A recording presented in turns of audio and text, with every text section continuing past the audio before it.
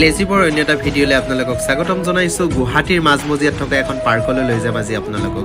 চাওকচোন, সন্ধিয়াৰ সময়ত পাৰ্কখনত ইমান ধুনীয়া এটা পৰিৱেশ আৰু বহুত মানুহ হয় পাৰ্কখনত। আৰু যিসকলে আহিছে চিনি পাইছে কিজানি পাৰ্কখন। খুব মৰম লগা পাৰ্ক আৰু এই নাৰিকল কেইজোপাৰ ওচৰত আপুনি যেতিয়া ফটো উঠিব নহয়, খুব ধুনীয়া ফটো হয় আৰু খুব ভাল লাগিছে। আৰু ইয়াতে ওচৰতে ব্ৰহ্মপুত্ৰটোও আছে আৰু এয়া পাৰ্কখনৰ নাম ব্ৰহ্মপুত্ৰ ৰিভাৰ ফ্ৰণ্ট। আৰু এয়া সন্ধিয়াৰ পৰিৱেশ আৰু সকলোৱে এনেকৈ ফুৰিবলৈ আহিছে। আৰু আপোনালোকে আহিবচোন পাৰ্কখনলৈকে, খুব ভাল লাগিব।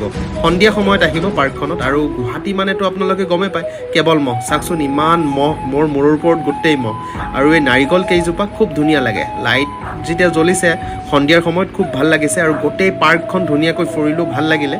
আৰু সকলোৱে ৰিলচ বা ফটো উঠি আছিলে। অৱশেষত ময়ো 2 কপিমান ফটো উঠি দিলোঁ আৰু ফটো চটো উঠি মেলি ঘৰলৈ উভতিলোঁ। সকলোৱে ভালে কুশলে থাকক, ভিডিঅ'বোৰ চাই থাকিব।